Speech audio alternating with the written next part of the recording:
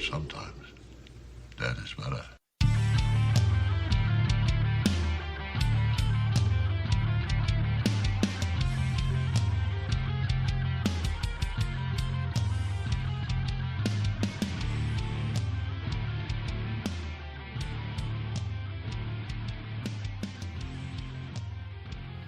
What's up, everyone, and welcome to Give Me Back My Horror Movies, the podcast. I am your host, Nate, and I'm going to just lay it out right now. We are all recording this very, very early on a Saturday morning after all having a late night and one of us feeling like complete garbage. So you're going to have to bear with us. Charlie is sick. Pete Still was sick. up until 2:30 in the morning last night. It's now 7 in the morning. I didn't get home from out of state until 2:30 last night. And then my dumbass set my alarm to 5:50. And I get up and going, oh no, I've made a terrible mistake. It's another hour till we record.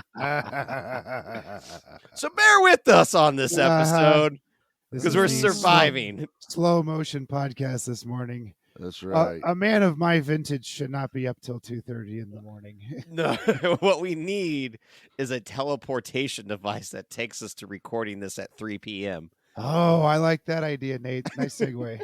So not only it teleports us, but it also time travels us. Okay. Yeah, well, maybe that's What? what happens in the Unmade Fly 3. Yeah. This is closer Or- to Doctor Who than it is The Fly, I think. Oh, That's it, okay. man. Well then, we're doing The Fly. Holy hell. Cronenberg. Oh boy, Yeah, guys, bud. let me tell you, I was so excited that you picked this because you don't get to see Vincent Price in color very often. And when I put the Blu-ray in, I was like, oh, that's right. This movie is in color. How cool is it? And it was just wonderful to see Vincent Price and his wonderfully creepy voice on right. the television. Pete, I think Pete I watched think you watched the wrong Fly. Oh shit. Let me go watch it real quick. Yeah, go watch Jeff Goldblum. Just Yeah, you any Jeff Goldblum movie. I don't yeah, even just any care. of them. Go pick one real quick. Earth Just- Girls are right. easy or something. That And has Gina Davis got in Gina it too. Davis in Yeah. it. So then we'll come back and we'll talk about The Fly. Okay. And tell you we'll just what, make your parts about The Fly as well. That's We'll as drop- funny as I'm getting today. We'll drop the trailer while you go refresh. So Okay. here we go. I think you're making a mistake. I think you really want to talk to me. Sorry, I have 3 other interviews to do before this party's over. Yeah, but they're not working on something that'll change the world as we know it. They say they are. Yeah, but they're lying. There is a limit, even to the imagination. Human teleportation, molecular decimation, breakdown, and reformation is inherently purging. Where our greatest creations meet our deepest fears. Something went wrong, Seth. When you went through, something went wrong. You are about to go beyond that limit.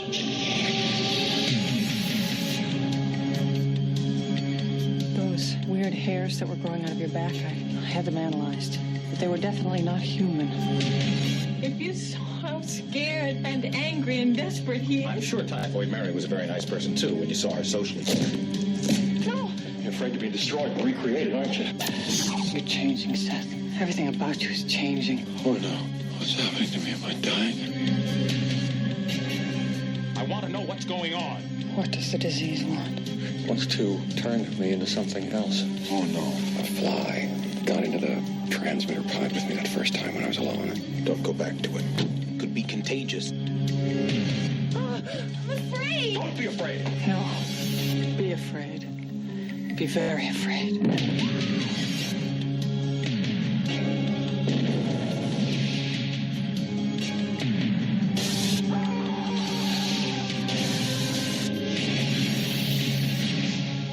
Help me. Please, help me.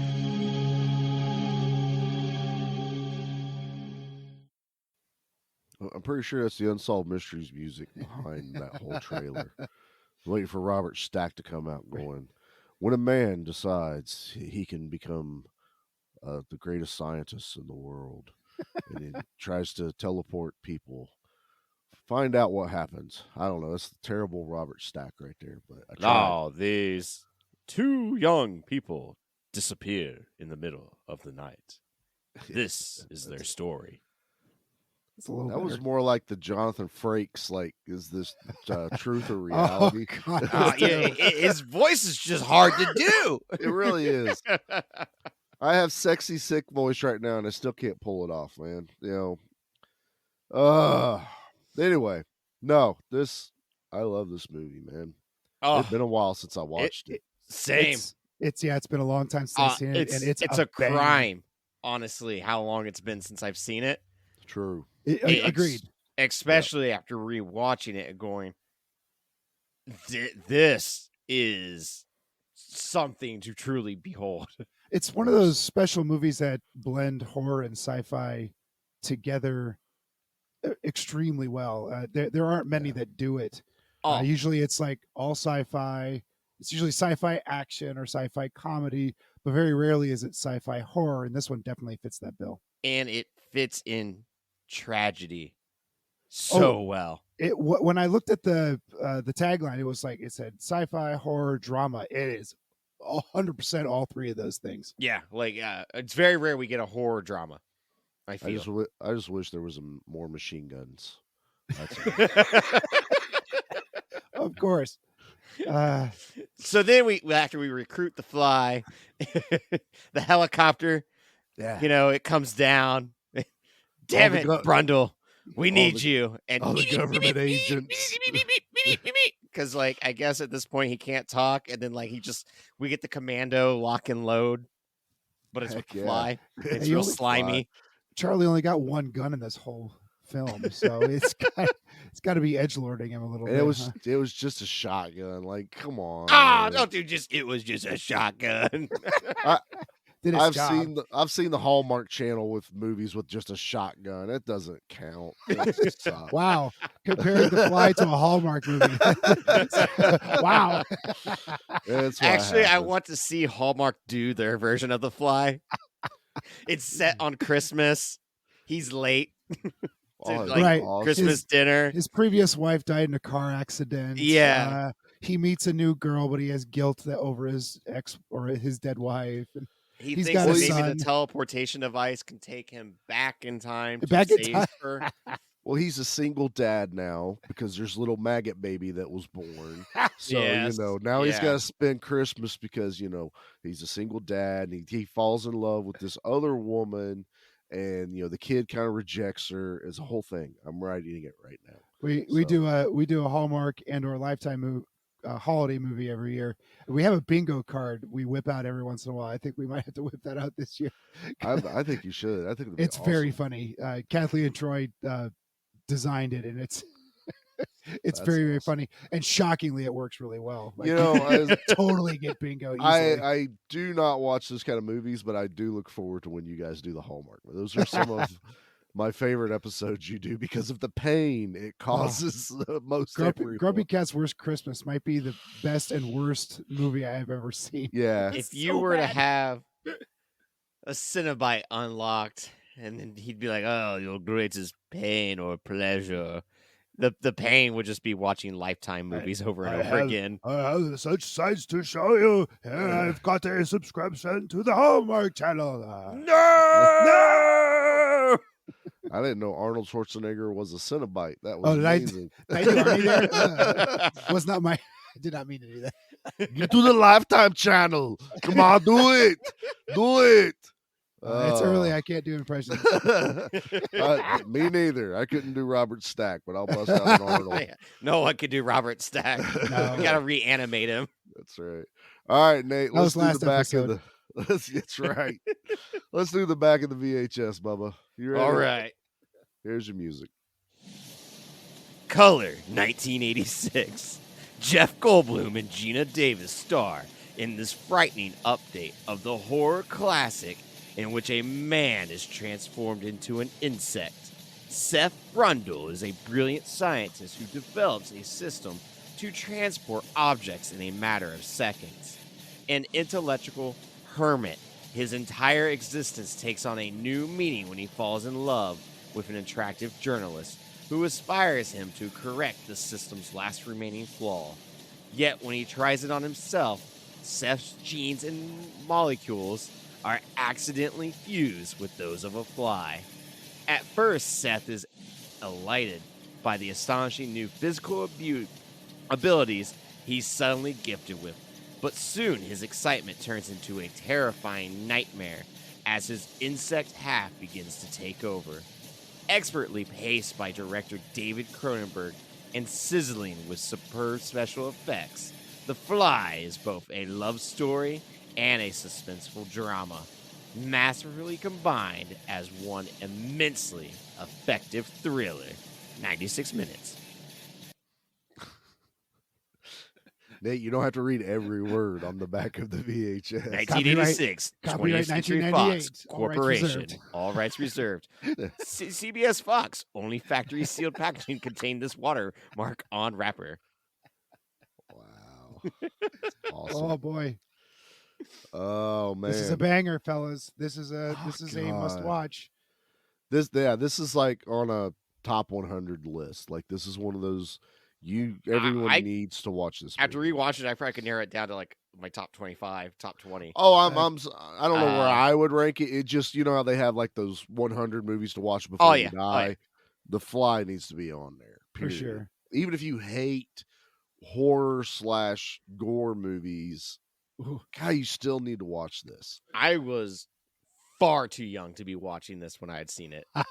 Far too young, let me tell you. But this was something as a kid I adored. And I'm saying as a kid, because I remember specifically at my Nana's place watching this movie a lot because of how gross it was. I was taught very young that all this stuff was fake.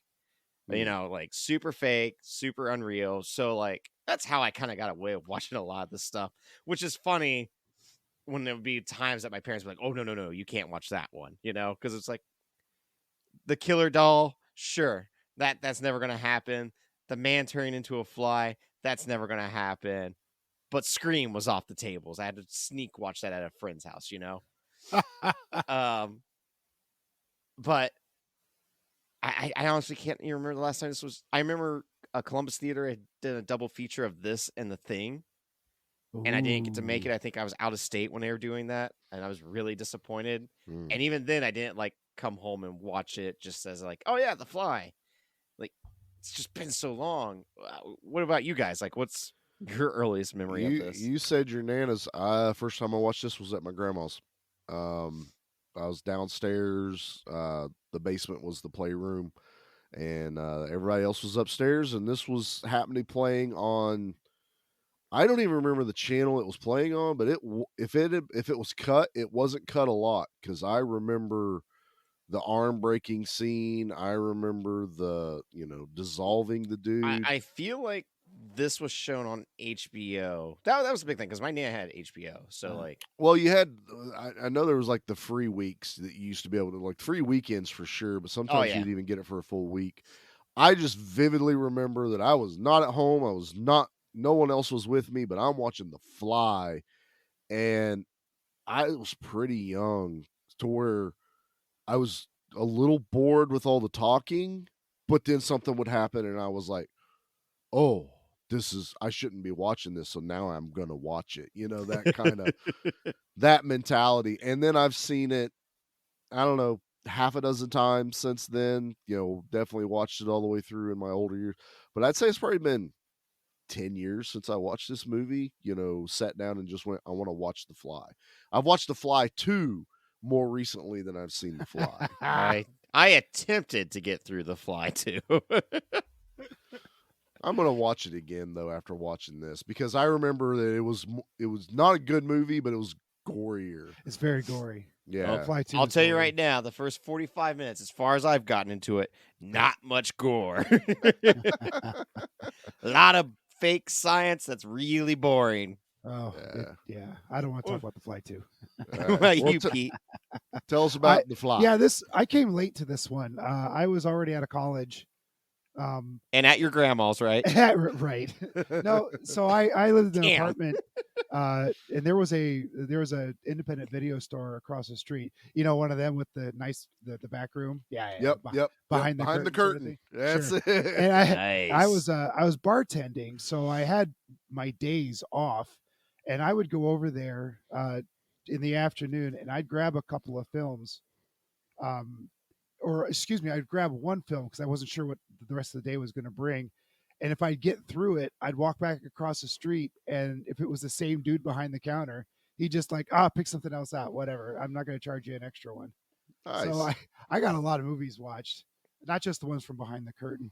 And To this day, that guy's like, I don't understand how our video store went out of business. Like- so this is one that I picked up over there in my just feeding my daytime boredom.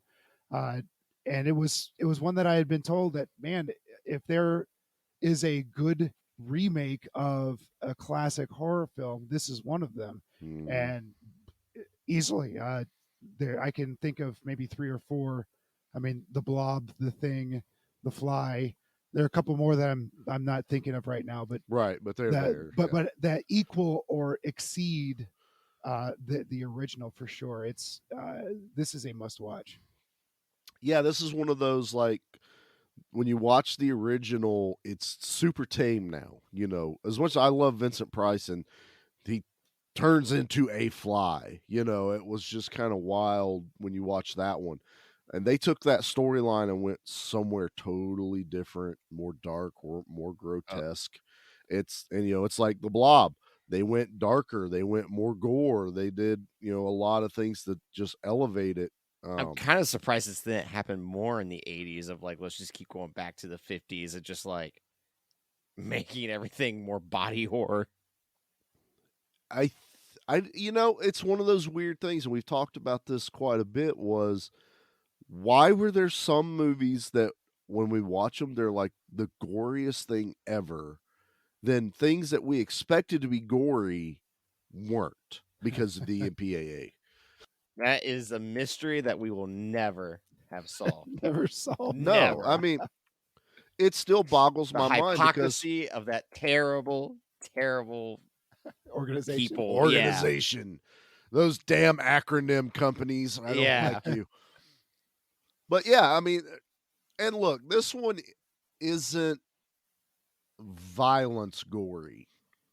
This is body horror gory. It's classic Cronenberg. I mean, Yeah, if you and follow that's that the man's thing. career, Oh, yeah. This Videodrome, is- You put the right man in charge for this Yeah. of having David Cronenberg. And I am 90% confident this was the very first David Cronenberg movie I'd ever saw. it was for me for sure. And like I will admit, there's still some that I have not seen. Like He can be a hard Videodrome. pill to swallow. He if gets you're- kind of artsy in some that's movies. it's not just the gore. It is you're right, Charlie. It is the art of Yeah. what he makes, and it's an acquired taste. I feel. I know he just put out Crimes of the Future. And I that's had one very buddy at work. divisive.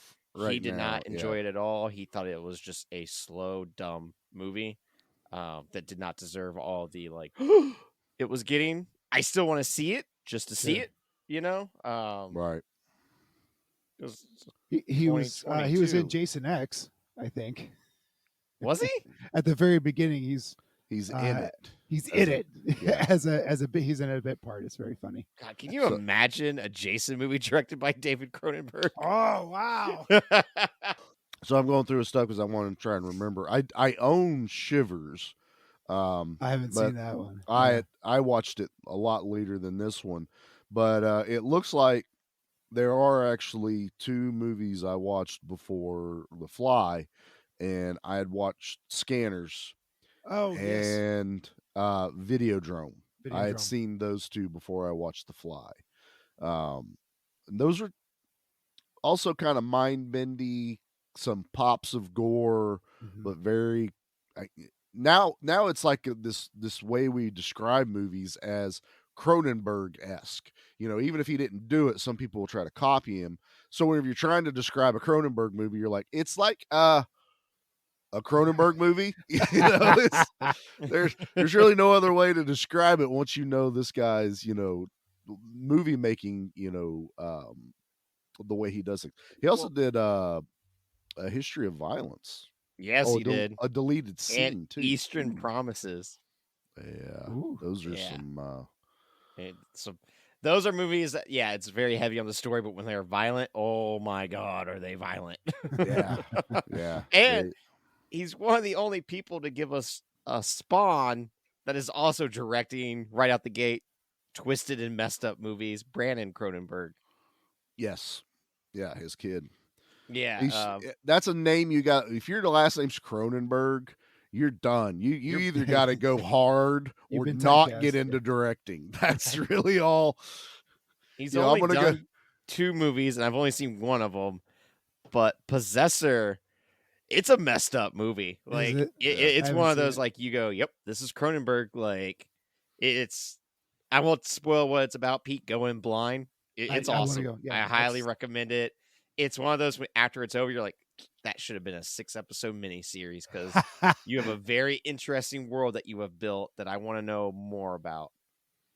It's one of those things where if he didn't go into directing and he ended up being like a Starbucks barista, and if you walk up and it says Cronenberg on there, I'm like, I don't want the coffee. Never mind. I'm going to go to a different one right now. He draws a skull. Why is there a human finger in my Starbucks again? Exactly. Cronenberg! Again. Back in my office. You're the manager of Cronenberg. I told you got to stop putting ears in people's drinks. That's a 6-episode miniseries I want to see. See, we'd watch that. I would totally watch that. This show is gold for anyone wanting to. I imagine he's hunched over and he's wearing a cloak at the Starbucks. Oh, man. I wanted them to feed as well. I don't know why, but that's how all the Cronenbergs sound as well. And the long lineage of the Cronenberg family. Yes, Mr. Goldblum. Puke. Puke all over your hands. Oh, God. That is that image was in my brain, but the one that's really burned in my brain is when he breaks the dude's arm. I mean, it comes out of nowhere about it. Yeah, you're like, oh, he's just gonna toy with this guy. Oh shit, he broke his arm. I have like a really weird fear of bones sticking out. Like I have never broken a bone in my entire life.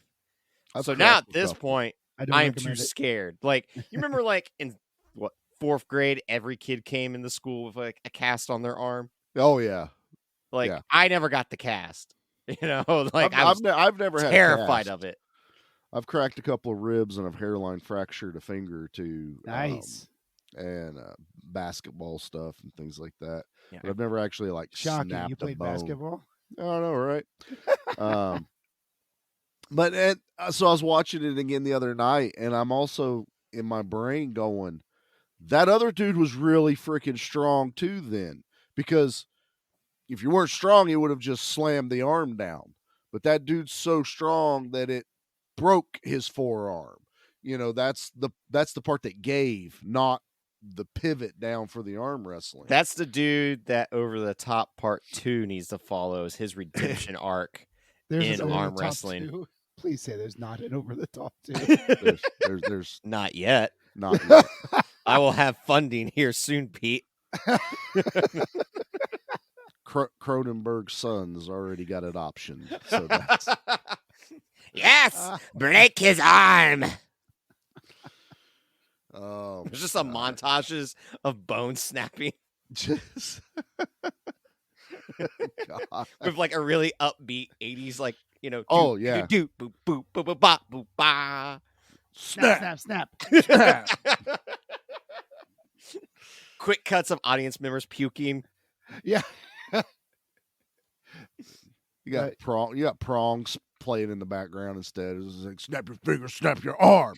Snap your finger, snap your arm. They do a remix of Snap Your Neck. Yeah. I'd be down for that. Ooh, snap your arm. Snap your arm. Oh, man. So, Nate, you picked this. Yeah. Why? Been in a weird mood, man. You have been, and these Just been are wanting more and more weird stuff. like everybody knows by now. These are all the ones we're canning, so we're recording these way early. So we're not staying. If something major happened in the world and we're not talking about it, we're just ignoring it. Don't worry. Yeah, that alien invasion, it was Hope, weird. hope it's going well for everyone. Yeah. But yeah, so we've done The Hills Have Eyes, Oof. which is still kind of weird to me that you did that. We did We've done RoboCop because I was like, what, RoboCop. dark action movie, and now we're doing a dark, tragic horror movie. We also Did you did do RoboCop just to piss Mark off? probably. I No, love Nate it. and I both bought the 4K release, and it's like, Oh, you know what that's we're right. doing? We were just holding on to it, just waiting to finally watch it. It's like year 2, man. We need to do it now. And then Sure. we've also done Universal Soldier, which also got me thinking. I'm like, for November, it's Thanksgiving holiday is. We've really done some messed up family movies, basically. Like The Hills Have Eyes, Messed Up Mutant Family, Universal Soldier. Luke Devereaux gets reunited with his family and then gets attacked by another Unisol. The Fly, they make a family. This RoboCop, Reanimated, sucks he missed out on his family. I'm like, Nate, what's going on with you right now, bro? I've been having a rough time, and I want everyone to have a rough time with me, I guess. I'll take going that journey down. with you. I'm bringing everyone down with me. This was like, seriously, these were like, Nate would be like, I want to do this one. And Charlie's like, okay, I'm in. And then he picked the wild horror Yeah, ones. as and we started to look at the list, we're like, oh, man. Yeah, I was like, damn, dude, this is some dark, deep shit we're digging into, even on the action side. What's wrong with you? I'm working through it in therapy, all right? But they're all great movies. Boils though. and ghouls, protect your mental health. Go to therapy if man. you need it. Yeah, absolutely. But yeah, it was just kind of, I'm down for doing it for sure. It was because of how long it's been since I've seen it, and just like part of the curse of doing this podcast for me is there's stuff that now I want to watch all the time. And But then I pump the brakes because I'm like, oh, well, I want to watch it to be fresh for the podcast. I don't want to be doing an episode where it's like, well, I just watched it like 3 months ago. Like, yeah. I'm trying to get out of that mindset because it is preventing me from enjoying some stuff that like I bought Blood Diner on DVD and I haven't watched it yet. And I don't even know if we'll ever cover Blood Diner. And it's like, yeah, Right. I've never seen it and I want to. So I don't it might think be I've seen something that I one just put either. on tonight, That's got a Yeah. great cover, if I remember right. Oh, it's got a fantastic Yeah. cover. Yeah. Yeah, so I just watched a Jamie Lee Curtis movie I had never seen before, and it's Terror Train. From Oh, 1980. I know that one. I didn't either till Tubi shared it, and I guess Tubi shared it because they remade it this year and released it. But I'm Alright. like, I don't know, and I guess it's one of the ones she did in 1980. She did Halloween, The Fog, Prom Night, and Terror Train, all within 2 years. Holy And shit. it's not bad. It's right along those type of horror movies she was doing, but I had never even heard of it till now.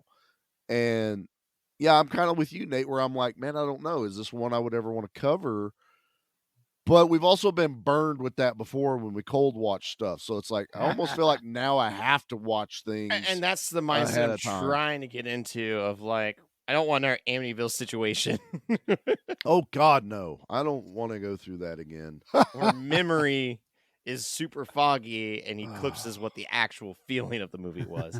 Yeah. Thankfully, this one, it was just seeing it through an adult lens was really honing in just how sad this movie was. Well, it made the movie so much better on so many levels. Like, I So- can't imagine being this brilliant scientist who is trying to truly do something that's world changing, you Yeah. know?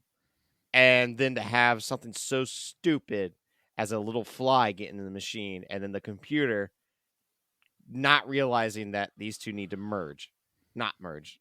Well, And he mentioned earlier that computers are dumb. They only do what you tell them to do. And that was what I happened. love how he how they set that up in the Yeah, script. and Where how- it's like, we're going to explain why this can, even though I'm like, you'd think they'd have some fail safes. Also makes you start thinking there's a lot of shit floating in the air That's all the right. time. And it's like, are you going to get like mixed with a microbe? Or, you know, Some sort I of like there just needs to be bacteria. some more safety protocols in place before A ghost. You get right. Why combined was with if the a ghost get in there? Yeah, like he didn't think about if his haunted apartment had ghost, and then like that ghost gets in there. There is a ghost baboon floating around that apartment. Yeah, there definitely is. Definitely is. And now I he's like- flinging poop all over the place, but it's ghost poop. I really like the science of this, or I should say the Toho science of this. Yeah. But it was the only thing that really bothered me was he was being so very irresponsible with this technology. I Yeah. mean, that this should be in a clean lab somewhere where Oh, you're definitely. testing. But And he you was shouldn't so be testing with an expensive baboon right away. You should be testing with a chicken breast first. Not, Yes. not a live freaking Yeah. animal. Where does he get these baboons from? Where are you getting the baboon? Where? When the second At one Pe- popped up, I was like, all right, he's got a baboon dealer. And then he mentions that's his brother. So I was like, oh, his baboon dealer like only does double orders, basically. Right, 2 for 1 at Yeah. PetSmart or something. You always buy in bulk, man. It's cheaper. What we don't see is in his other apartment room is like 19 baboons waiting. There's more- It's more baboons. it's funny. I was reading up on that, and they said it is an actual baboon, and they're like they're super dangerous, and even the handler was a little apprehensive about things. But the baboon bonded with With Goldblum Yeah. because of so Goldblum really, really worked out for this movie, so he could do all of the things that. you Oh, know, it like- was full sexy Goldblum. I mean, Oh, it was Oh, yeah. totally sexy my, Goldblum. my goodness. Don't Nate quit getting in your chair that way. Don't Oh, I no. don't need I don't need sexy Nate again. 2 on this hands. show. 2 hands. Ah! And so it was he made himself like the alpha, and the baboon understood that The baboon Goldblum was the alpha. Respected this. Basically, Yeah. because they were worried because baboons will go after like women and stuff like that, you know, and because Goldblum was on set, it was calm. It would like when it was holding on to him in the movie and hugging him, it's because the baboon that, you know, basically treated him like the leader.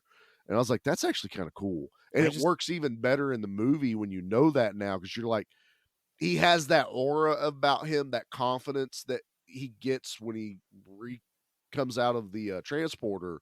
You know, he's like stronger, more confident, you know, just this whole thing. And the baboon immediately just kind of latches to him. And I was like, I dig that now that I know Yeah. some of the behind the scenes. I have an embarrassing confession that it just like light bulb went off. Uh-oh. You got a baboon story? No, that was the same baboon that played both parts. It was Yeah, not yeah. 2 baboons. Really? Why did I Nate? think they had 2 baboons? Really? I love you, Nate. They did not actually transport and kill Big, one of the beautiful baboons. dummy. That Yeah, they baboon did- just had double billing. Yeah, it got 2 paychecks. That's how that That's worked. right. That's right.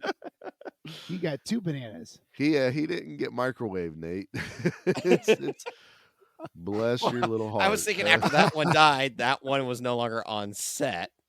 And then they Oh. brought in the other one to be acting. I don't know why I thought they went that in depth with the acting of the baboons. So, oh my God.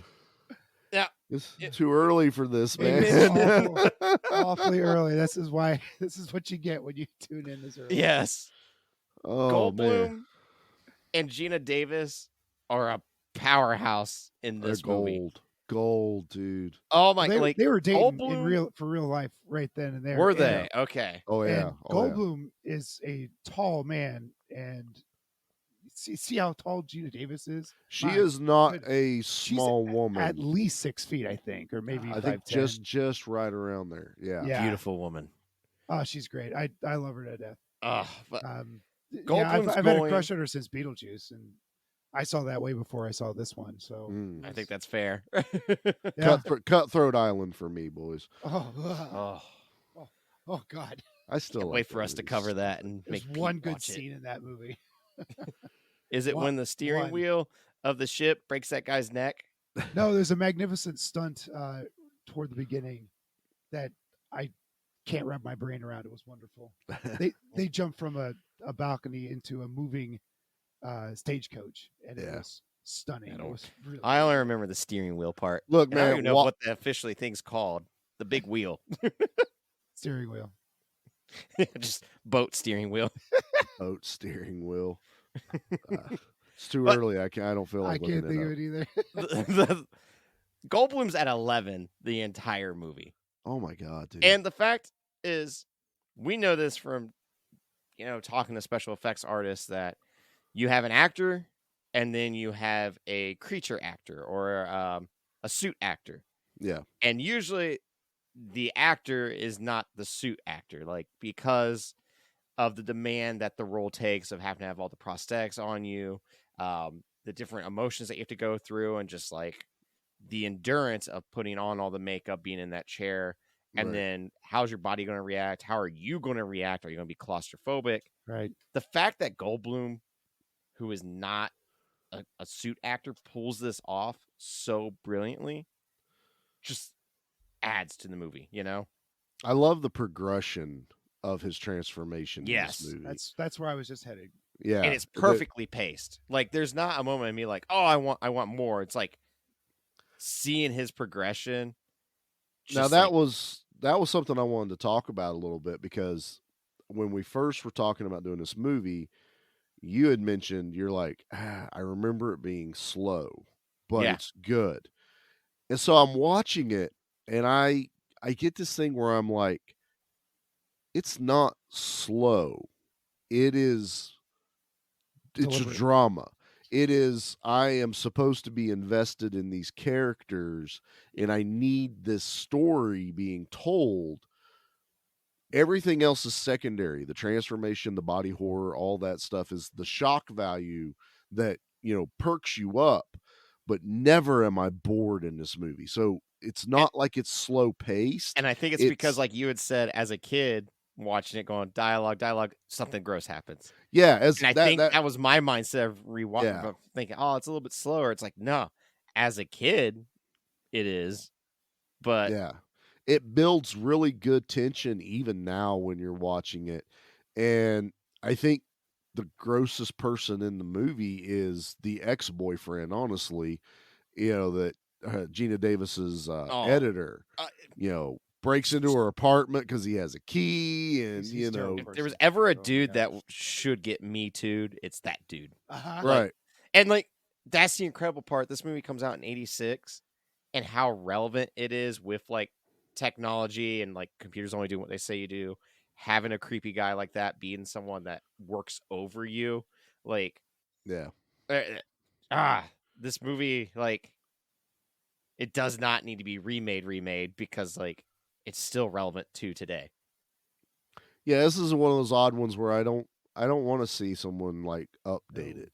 No. They'll never recap.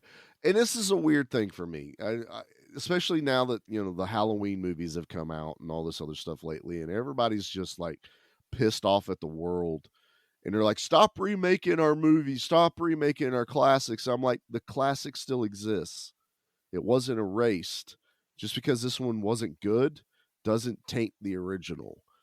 Stop seeing the remakes if you don't want the remake. Right. Just watch the original. That latest Friday the 13th remake made something ridiculous like $70 million.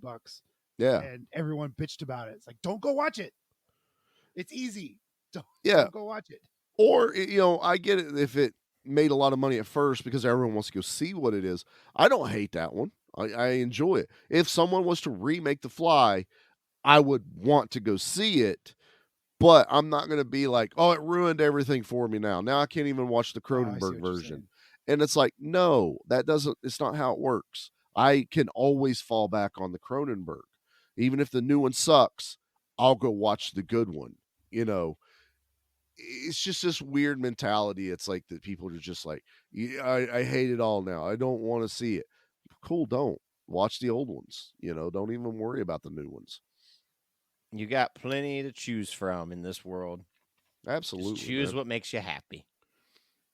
What makes me happy is just seeing Gina Davis be incredible this entire movie, and so vulnerable and so heartbreaking to see her journey in this. She was a relative unknown at the time. I mean, wasn't this one of her very first, if not her first film? I'll look that up real quick as you guys continue talking. She was, I'm pretty sure she was definitely a model at one point and made the transition. But her emotions, especially at the end, just like you said, Nate, are absolutely heartbreaking.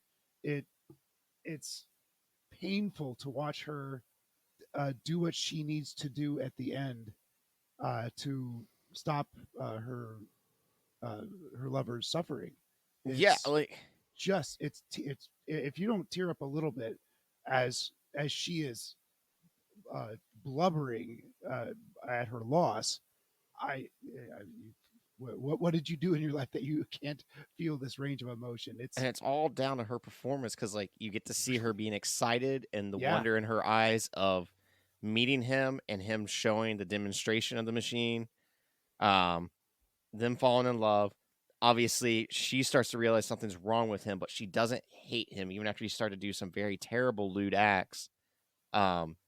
She knows that something's wrong because he put himself through the machine, and she doesn't hold that against him, even to the point where after it's been 4 weeks of no contact, when he reaches out, she's instantly there, and she's mortified, and she's not like, get away from me. She is truly like, how can we help? There's got to be something we can do, like she is still holding out hope all the way to the very end. And even her being pregnant and wanting to go to Goldblum and, let him know, like, I'm going to have an abortion. Like, I can't risk this. And just like her seeing him further transform and go further into, madness. Yeah. And just her heartbreaking scene of going back to the car going like, we have to go. Like, I don't know how she filmed this movie and was not left like impacted a little bit, sure. Uh-huh. I think you would have to be. And yeah. I did look up, this is not her first movie, but I think it's one of her first like main stuff. She had a lot of bit parts, one in Tootsie, some television shows. Really? But she was like one of her first movies then. She was in Fletch, but the one she was actually in just before this was Transylvania 65000 with Jeff Goldblum again. So yeah, she had played some a very sexy vampire in that one. Yeah. So definitely some acting chops, but it was after this that, I mean, Beetlejuice was after this, Earth Girls Are Easy was after that she really started to get elevated up, Thelma and Louise, A League of Their Own. So this kind of like, I think really kicked it off for her as she went forward in her career. But on what Nate was saying, the pain she's going through, and it comes down to a lot of the writing, but when Brundlefly, when he just before his final transformation is pleading with her about the baby, he's basically saying, don't kill us, don't kill me. And part of me was like, before he goes, I'll put all of us in the transporter and we'll be one being, a family that's all together. I was like, instead of being sympathetic that he was going to lose his kid, I immediately went, he's hoping that's pure DNA to fix him. That's where I kind of took that from. But even that, like, how horrifying that whole scene is of like, we can all transform into one and still be together. And just like, this is a man who is grasping at anything to save himself now, to save his humanity. We'll finish that thought, Nate, here. Let's drop a commercial real quick, and then we'll come back, because that kind of gets us right into the end of the movie as it goes. So let's hit a commercial. We'll be back following these messages.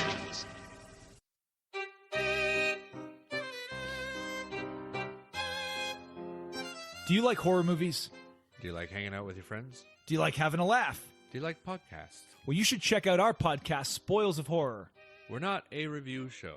We're a horror movie hangout where we talk about movies that are lost, forgotten, popular, and bizarre, all in the scary realm. You can listen to our podcast while you're doing just about anything. You could be washing your dishes. You could be washing your cat. You could be washing your genitals. All forms of genitals accepted.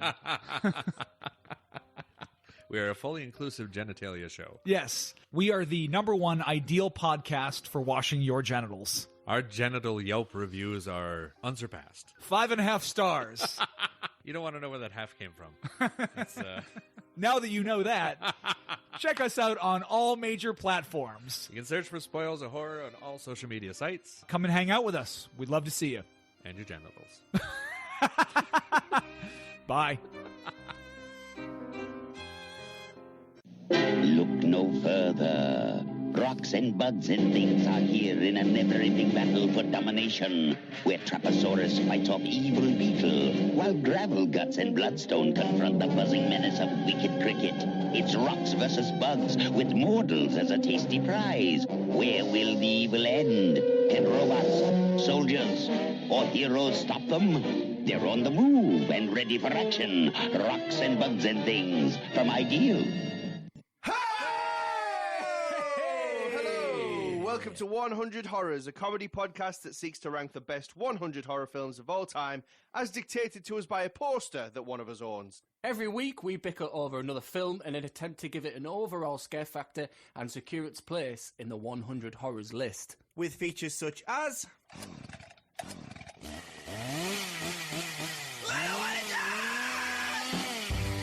But at least I won't die like that. And... What would you say to them at the funeral? We take a light-hearted approach to horror cinema so that it can be enjoyed by even the most squeamish of listeners. So whether you're the person who's never seen a horror film in their life, or the person who has a tattoo of Leatherface on the right arse cheek, there's something to be enjoyed in every episode of 100 Horrors. Welcome back. So it's funny. We go back and forth. Like Gina Davis is great. Goldblum's great. Back and forth. Yeah, because they with are. Goldblum, Damn. it's seen like right after he gets out of the transporter, he immediately knows something's changed within him. Mm-hmm. And like we're seeing him doing like gymnastics. Like he is getting ripped. Like, and he has an incredibly high sex drive, and he is just nonstop go, go, go. Yeah. So when you see him going through what was basically second puberty, because like you see him start to get more pimples and stuff like that, you know, and like his skin's breaking out, which I think you're dead on. It's like a representation of puberty till we realize it's him amped transforming. Up. Yeah. Yeah. And then like to have it to where like, you know, he does that night out, he brings that girl home, Gina Davis sees it too, and she's like, I'm done with you. Mm-hmm. And then that's where they don't have any communication for 4 weeks, because she's like, he had this cut on his back where there was hairs growing out, but they were really thick horse hairs that she had cut, which was so gross to me, so simple but disgusting.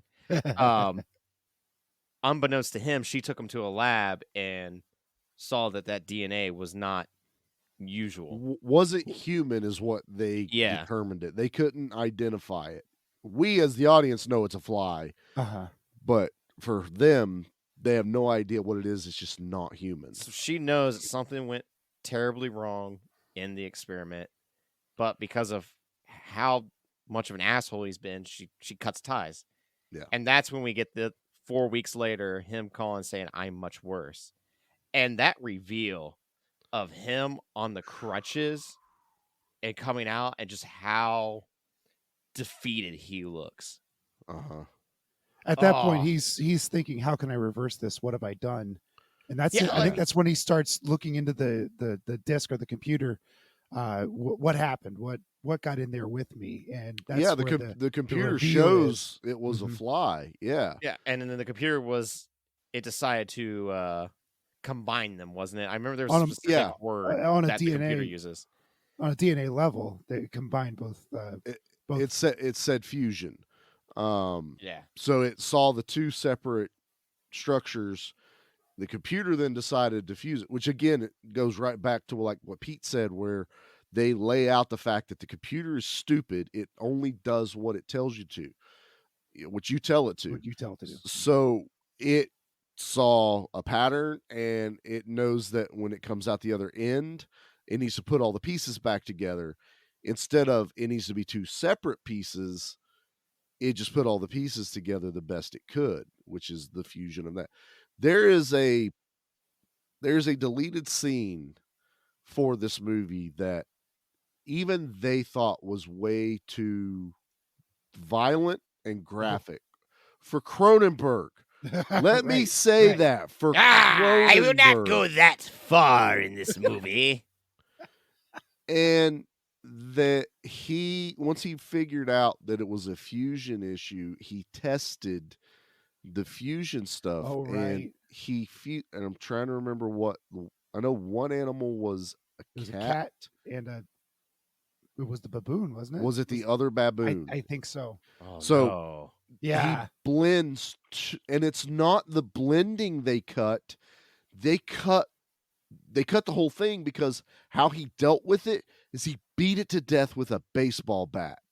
And it was the most graphic thing they filmed for the movie. And they all went, nope, way too disturbing. Basically, their thought was at that moment, he lost all his humanity because a human being would not do that. Beat a creature to death with a baseball bat. So they cut it. It's completely out of the movie. They also cut a scene with him. I don't know if they ever filmed it when he's more into the fly just before he fully transforms. He dissolves a homeless lady in the alleyway. Yeah, he and like eats throws her. up on her face and it Yeah, melts like or something melts her like that. face. Yeah. Wow. Yeah, Raiders of the Lost Ark style, you know how Yeah. That's the guy that did the special effects was Yeah. the Raiders of the Lost Ark guy.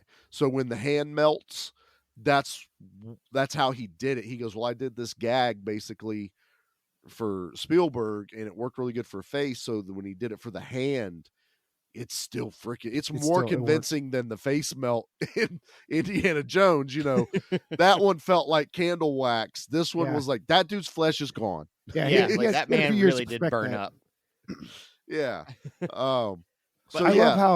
love how Goldblum, as you guys were saying, like she meets him a few weeks later. He's got pimples and his skin looks bad, and they're just kind of chit chatting, and his ear falls off, Yeah. and that was so unexpected. And then he goes, is that when he goes to his medicine cabinet and there is a variety of all his body parts. Body I parts that are I'm might pretty be- sure. Yeah, that's it. And then that's when he starts to pull his fingernails off as Oh. well. Well, see, the fingernails was earlier, so the Was it? fingernails Okay. led Yeah. into him saving his parts. And I didn't like rewind because I really don't want the answer, but I believe his manhood is in the medicine cabinet. Yeah, I'm Quite fairly sure certain it his is. peen is in there. Okay. As Yeah. long as I'm not the only one that was like, Nope. because I was like, I could tell that's a finger. I can tell that's an Uh-huh. ear. Holy shit. Uh-huh. Okay, I can tell what that is. I was like, that I'm might not be what I backing think it up. it is. Yeah. So it's the ear falling off, him puking in his hand, and him just be like, sorry, that was gross. Yeah, and him just like, puking on the donut. yeah. He's like, Oh, oh, God. that's right. You may find this disturbing. I'm like, no shit, Sherlock. Who Is it- wouldn't find that disturbing? Nate, is it this movie or is it 2 where he says why he has to throw up on things? Because it must be solid, two, because I don't think he solid says it in food this one. hurts. I think that was 2.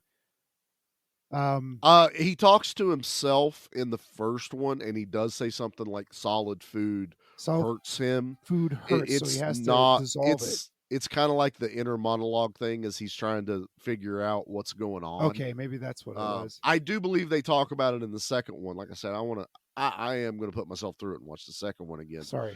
I always remember 45 minutes left to get through. I always Better remembered happen. liking the gore in that one better. Like, there's definitely a body count in the second one. For sure, yeah.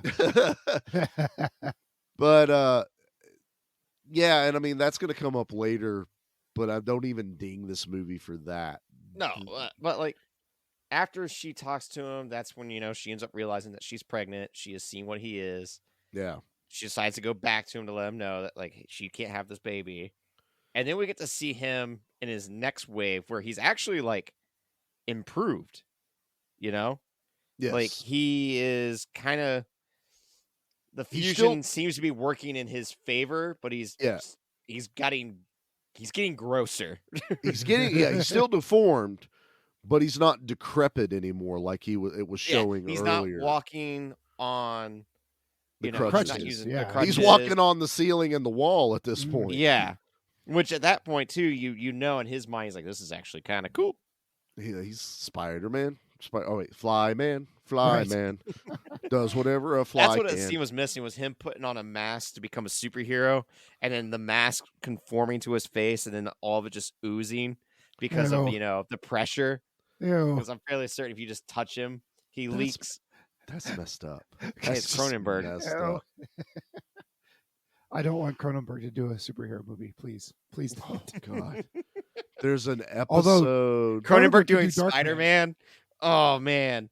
There's an episode of Amazing Spider-Man the cartoon when he does the 6 arms and it's kind of like a nightmare. Yep. That is such the Cronenberg Fly episode. That's where they got their influence because he's terrified that that's what's going to happen to him, and they do it, kid friendly, but still, it's when you watch The Fly again as an adult, you're like, oh, I know where that episode got influence from. It's this. It's like the real aftermath of trying to get superpowers. You don't fall in a vat of acid and get super abilities. You melt. That's what happens.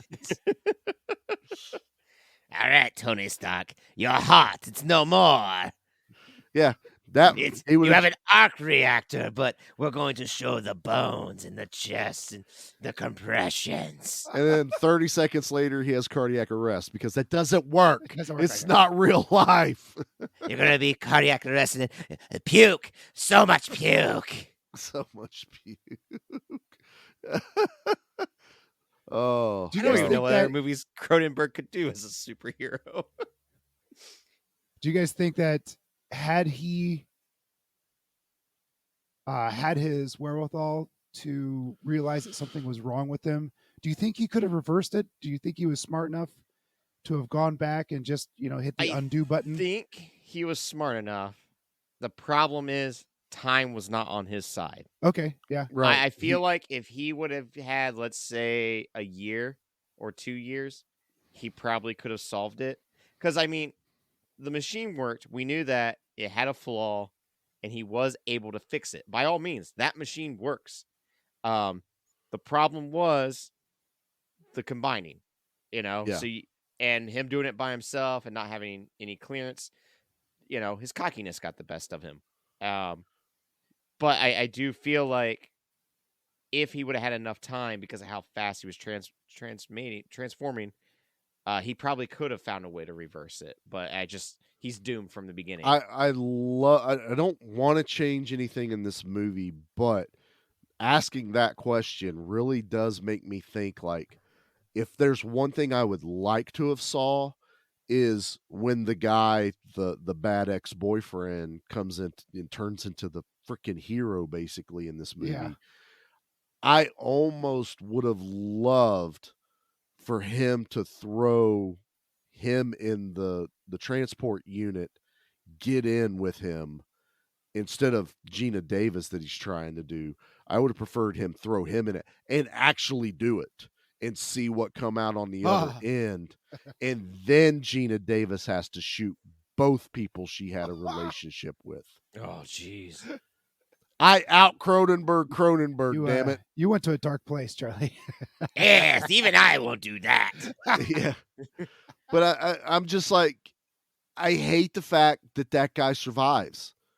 That pissed me off. He's in part 2. He's in part 2, yeah. Which works for, Cronenberg always wants you to be uncomfortable. Even if that doesn't mean gross uncomfortable, you just should be like, that guy is there to be the uncomfortable character. Yet Gina Davis has to keep running back to him. He's the one that takes her to the abortion. She's the one that is trying to convince her not to get involved with all this, even though he's a sleazebag trying to get her to sleep with him. Like, hey, can't we? We could not be an item, but we can still have sex, and all these other. How about one for the road, honey? Yeah, one for the road, and you're like, you're a disgusting human being, and yeah, he gets tortured basically with his hand melting and his foot getting melted. I actually want a little bit more. I'm of that action movie mentality of the bad guy needs his comeuppance, and you need to blow his ass up, or morph him into this ultimate like disfigured creature, because then it would have answered what would have happened if he had mixed his DNA with a human's DNA. What would have been that outcome? And then now a reason for Gina Davis to even have an even more horrible ending, that she would have to end both of their lives with the shotgun blast. Yes, the ending of this is touching and phenomenal when it grabs the barrel of the shotgun and puts it to its own head. That's still, you're still looking at that thing as Jeff Goldblum. I mean, she drops the shotgun. She does not want Yeah, she throws it down until she finally has to end it all, because she realizes that's it. But it's a powerful ending, and that's why I'm saying it's like, I don't want to not have that ending, but now it's like, it's a cool multiverse ending. It would have been really cool to see a different take on that. Like, that's what number 2 should have done. Number 2 should have given us the human and human rebond to see if what that happens. fixes Just it. to see what happens. Just to see. Yeah. Well, that's what this whole thing is. This whole movie is about, let's see what happens. Let's throw this baboon in there. It freaking turns it turns inside out. And it's still alive basically for a few minutes after. And then they throw the steak in. See what happens. He jumps in drunk. Yeah. Just see what happens. That's what this whole movie is it's almost like the science, and it kind of is science. They're not as reckless, but it's try this, let's see what happens. Yeah, I'm not allowed to Amazon and drink anymore, so you shouldn't be able to science and drink either. That's just a bad combination. Well, that's probably safer, cheaper on your end, safer for the world, right? With transportation. Talk about disturbing. Watching a woman give birth to a larva egg, nightmare fuel. Well, that was the one scene I had Nightmare. completely forgotten about, and when that hit, I had to message both of you. Yeah. Yeah, in my head, that was God, in part 2, or it was the ending. I did not remember it happening in the middle and being a dream sequence. I Right. could have sworn for the life of me that was kind of the post credit thing, but before post credits were happening, like No. the stinger. That's what it was. Yeah, like stinger. he's dead, and then she does give birth to it, and then that's where it ends. And so when it happened in the middle of the movie, I was like, oh no. A planned happy ending that wasn't filmed was her actually giving birth, and the baby was born with butterfly wings, and they didn't do it. They wanted this, and I agree. I don't end up. Yeah. It's a butterfly, not it would need fly wings to make sense. But I think even Cronenberg was like, yeah, no, that's too sappy of an ending. Charlie, what is this word? Happy. Right. Exactly. I've never heard this word. Happy?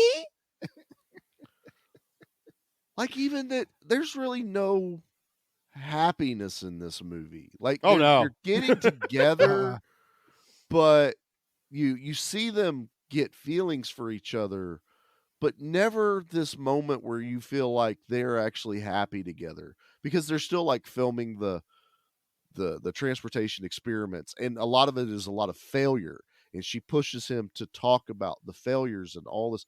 So there's never this moment of they're going to be happy together. These two kids are going to make it.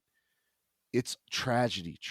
I really that just like keeps pushing. I thought there was a her pushing him, because he was so upset of like, oh, it keeps failing, and her being that like guiding light of like, no, like you got this, that support system that he needed, that he did not have. Like, this is a recluse. This is a man that, like Einstein, only had, what was it, 4 outfits, and they were all the same. Yeah.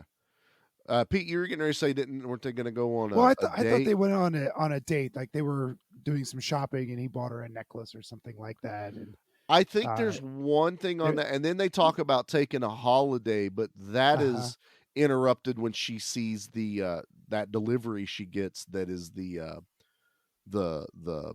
proof results of the magazine cover. I don't know what you would call that, where it's bigger before it goes to print. Oh yeah, the concept art, I guess you could say. Yeah, that she has to run to the office, and then that's where he gets like depressed, and he drinks, and he jumps in the machine. So yeah, I think there is a shopping scene because he's very awkward outside. And it was like, I think after she bought him the jacket, she bought him a cool jacket. Yeah, because all he had 80s jacket, all the same suit, because Einstein didn't want to waste brain power on picking what to wear each day. And I have a feeling Jackie looked at me, because I kind of do the same thing. I have like all the same work pants and shirts. They're all clean and there's different clothes, but most people that see me are probably like, you wear the same damn thing all the time. And I'm like, kind of, yeah, it's comfortable. I like my shirt with a pocket that I can put a pencil in. I really only wear my like tees that have like, comic books or Predators or something, like when we record, or if we do like go to the movies or something. But I was like, I feel that. I know I can get up, put on my clothes. I don't have to waste any brain power on how I'm going to look. I look like Charlie. That's what everyone expects.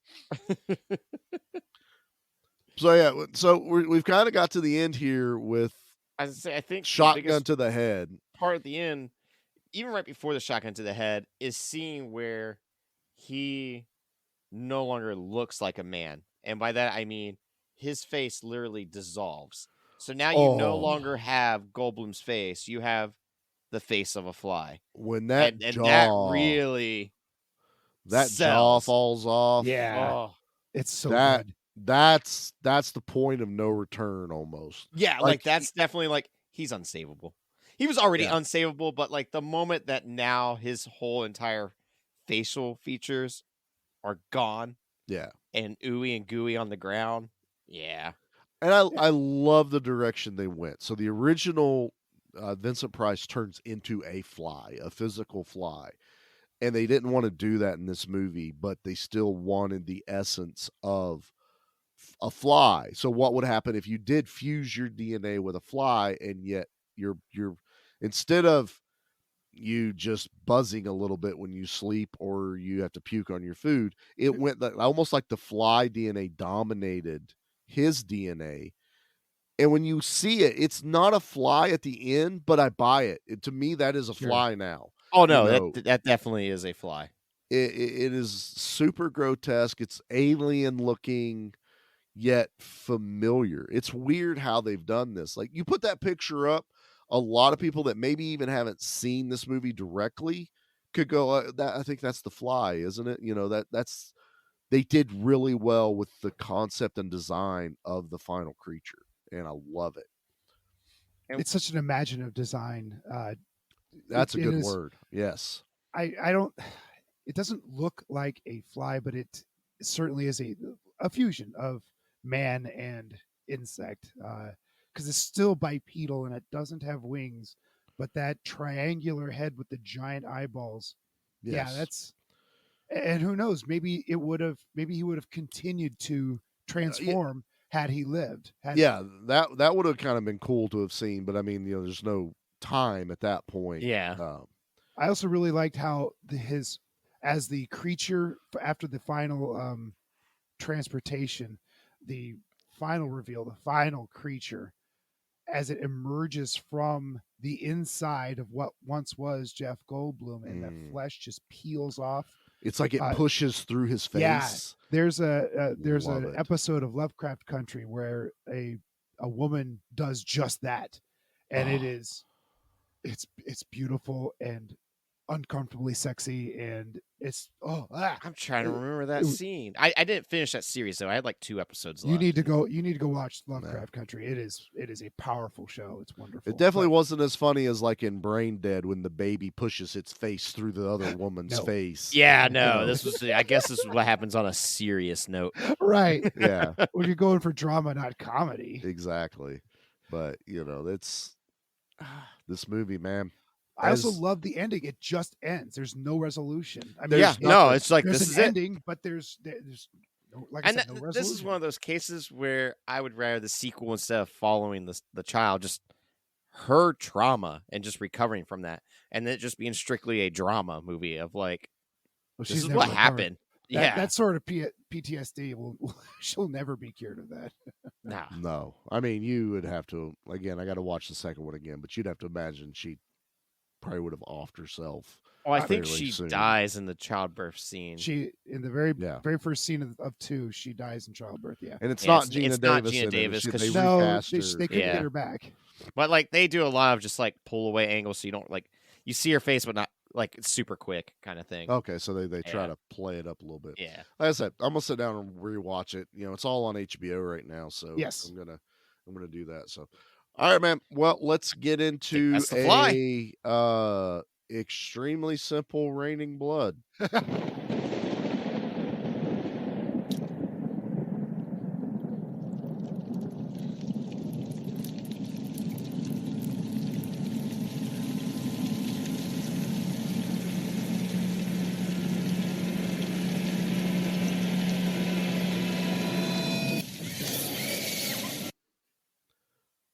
One. This might be the lowest. Is this the lowest body count? No, Amityville has the record Amityville of had 0. Was that 0? Okay, all right. 0. They depicted some deaths that didn't actually happen. Yeah, not the Lutz family. The family before the Lutz family was shot, but that. And you watched the original, right? Yeah, we watched the 78. Yeah, so it's it's almost flashbacky. Yeah, you don't count it. 6 people die. And it doesn't count. Yeah. Then he has the hallucination of killing his wife and kid. That doesn't count but either. They didn't happen. Yep. Okay. So no kills in that one. One kill in this one, and that is Gina Davis blowing the face off of Brundlefly. Ooh, what a good explosion! Oh, yeah, it is. That was straight out of Scanners. If you that is what I expect from Cronenberg right there. That just it's a dummy head, and when it explodes, a ton of stuff come flying out. That's what I expect. And it's one of the things with Cronenberg is he could have been just one of those gross out directors that the entire movie is just gross. But the way he saves it, yet you will always remember that, like Scanners isn't an entire movie of heads exploding. That only happens like a couple times. But we all remember that. We all know, boom, head exploded. The Fly, one guy transforms, one person dies, and it's The Fly. It works so well for this. There's only one other movie of recent memory that kind of like reminds me of the Cronenberg-esque explosions. Mm-hmm. And it's a movie that came out a couple years ago called Spontaneous. That is a beautifully tragic movie. That movie is so good. Highly, highly recommend Spontaneous to everyone. I think it's on out. Hulu. Just prepare to have your heart like it's put rough. through a blender.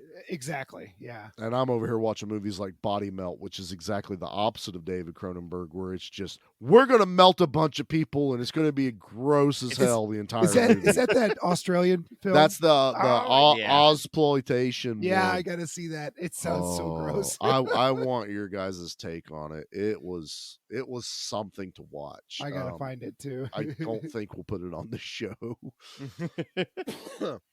All right, well, as we were waiting for Nate to join us this morning, Pete and I were discussing the segments.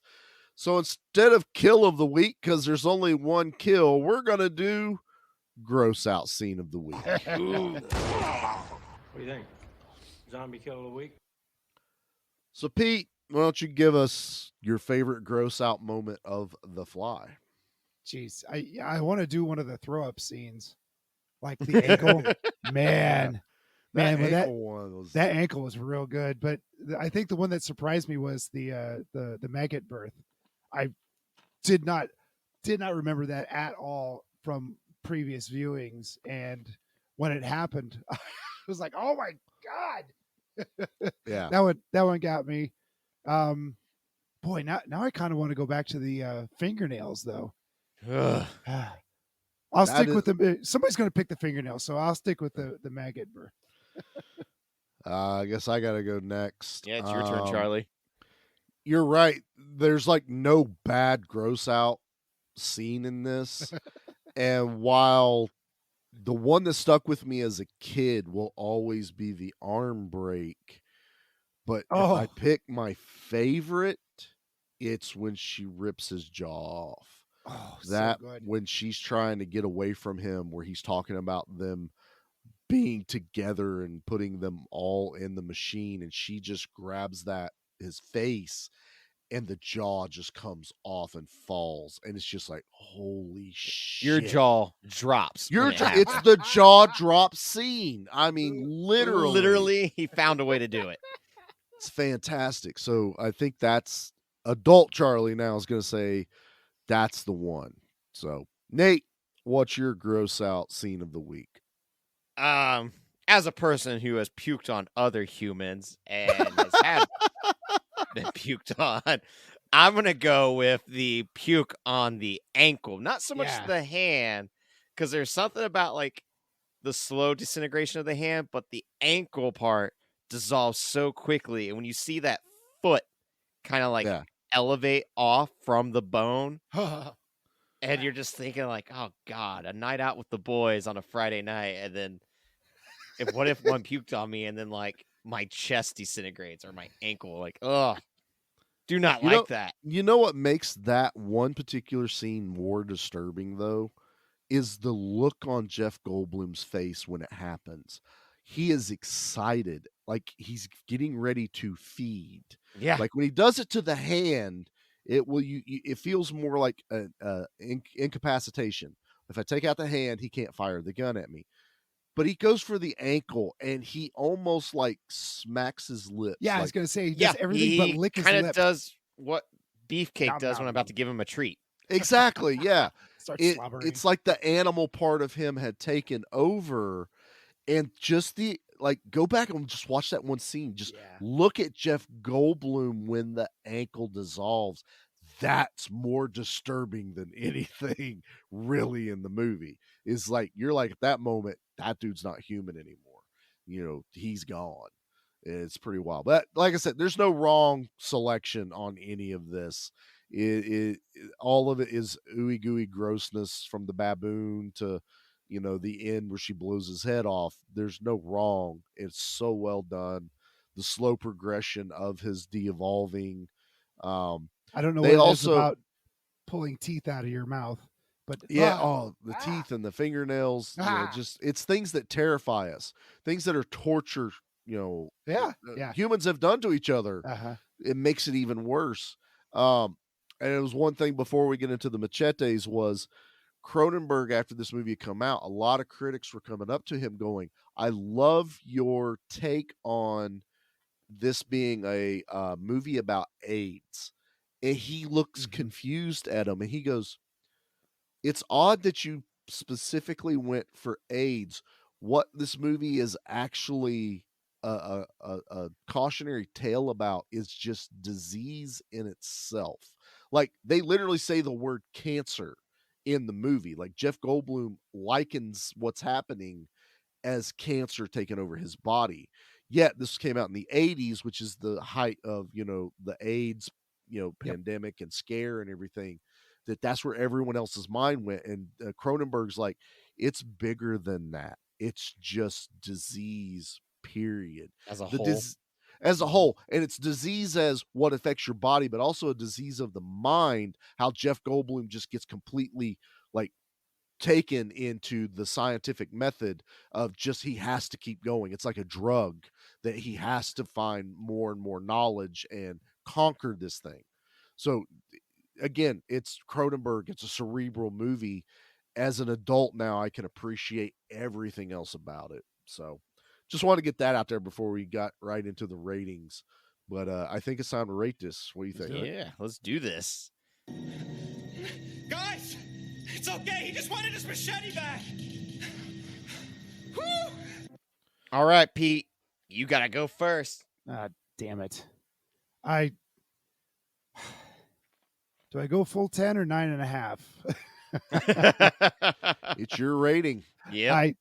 I'm not going to say it's a flawless film, but boy, this is a must see. It's a 10.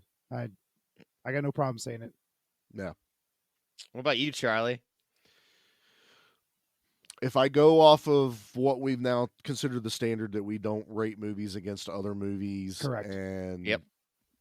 It's about the experience you had when you watch it. Does it check all the boxes? It's not our normal horror movies. Does it hold up? It's not, it's not a movie that you immediately think of when you think of horror, yet this is probably one of the more horrific movies to watch. I'm with Pete. It's a 10. Nate. Yes. Oh, boys. I had watched this before we did Reanimator. And obviously I love Reanimator. Yeah.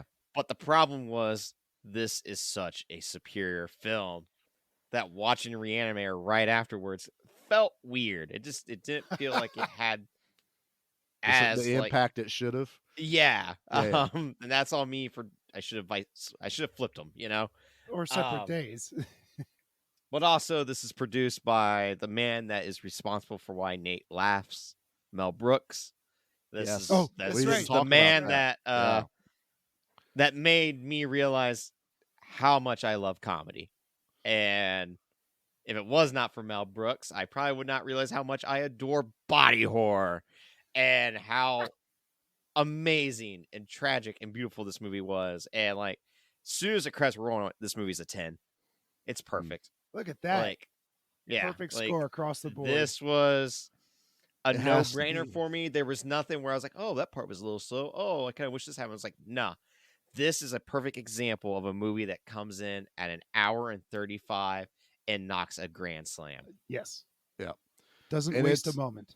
It's weird too when Nate suggested this and I questioned it, yet it still turns out being a perfect score movie for all of us. First So, time that's ever happened on this show.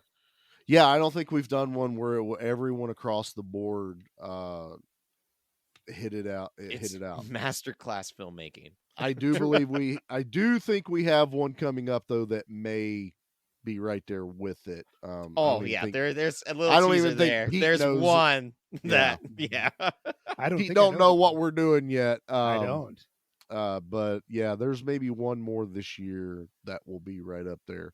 That's not counting the action. We got some bangers on the action side, but rewatching this, I was glad we sat down and rewatched it. I was reminded why it's considered a classic. It's one that's superior, like Pete said, to the originals. It doesn't take away from the original. I can Correct. still watch the Vincent Price one, and it is still a fantastic movie for the time, what they were able to do, and I will love anything Vincent Price is in. But man, this is kind of what made everyone remember Jeff Goldblum. I mean, don't forget, it was just after this that he does Earth Girls Are Easy with Jim Carrey and Damon Wayans and Gina Davis. Davis, And it's a great movie, but this is kind of like the Jeff Goldblum that we all remembered right up to Jurassic Park. This is that same doctor in Jurassic Park. Oh, you yeah. could imagine being A lot of the same mannerisms yes bled yes. into Jurassic being Park. Brundle. Yes, Mhm. it works so well. So all right, man. It's gonna suck. We all went 10s, but now we're gonna pick a trash review. So Do we have to? We got to on this one. All right. yeah. So here's your drop. I'm the trash man. I come out, I throw trash all over the ring, and then I start eating garbage. And then I pick up the trash can and I bash the guy on the head. Oh, that's going to be a disaster. All right, All right. Nate. Break our hearts. So this one comes from Plankton Rules, which I imagine he wrote when he was not trying to steal the Krabby Patty recipe. That's right. Sitting in the back of the chum bucket, just you Yeah. know, After he got done reviewing watching a movie. movies. Yeah, just reviewing movies. Classic Plankton. That's it. So he gave it 1 out of 10, called it nauseating and unnecessary. The original movie, The Fly, was a lovely little horror film. Was it great? No, but it was effective and fun to watch. Did it need to be remade? Possibly, but only if the integrity of the original story remained and it was given better special effects. But not like this! Gone is the silly fun of the original. In its place is a viscerally disturbing, nauseating, actually, mess with a rather mean spirit. It's simply unfun and unappealing. You don't believe me? Well, look at the sick makeup job on Jeff Goldblum. Accident victims are easier to look at for the extended periods. Ooh, that's a rough take, sir. And the ultimate gross out of having him vomit up white slime on people in order to digest them. What were they thinking? If they want to gross us out so much, why not go on a tour of the morgue and film that? It would be as gross and as pointless.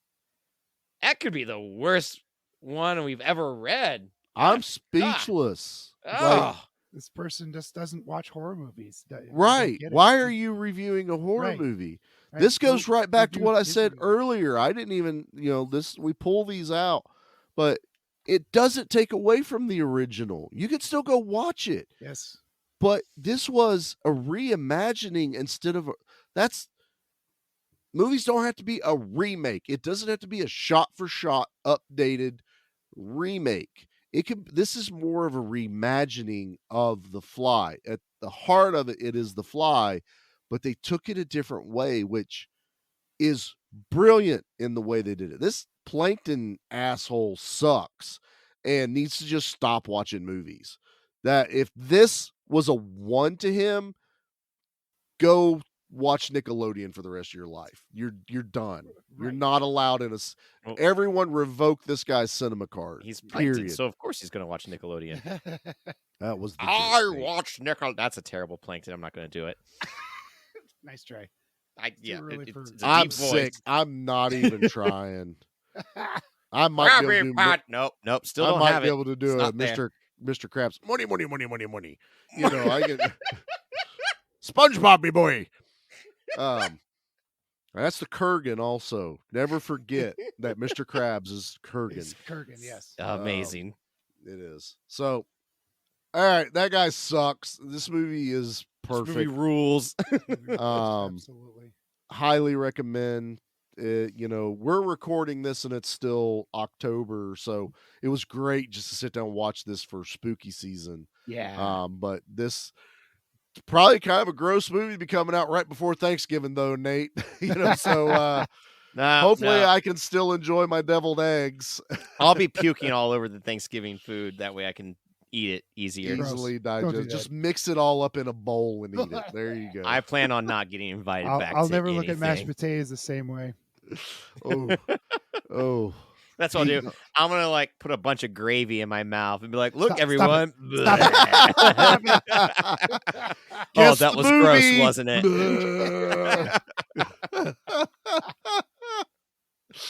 Oh, that's hilarious. All right, well, everybody, thanks for checking this one out. Again, it may sound weird. These are our canned episodes. I think we only have one more coming out after this.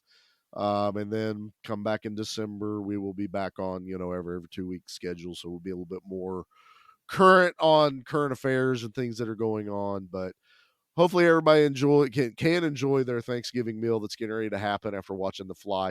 If you haven't seen The Fly and you listen to this, wait till after Thanksgiving dinner to watch it. I'll just say that right now. or don't watch before. Yeah. I don't even know about that. I would just wait. I know I said to put on Reanimator when instead of the Macy's parade, do Reanimator and The Fly, actually. That's what I meant. Oh, God. You're not eating that day.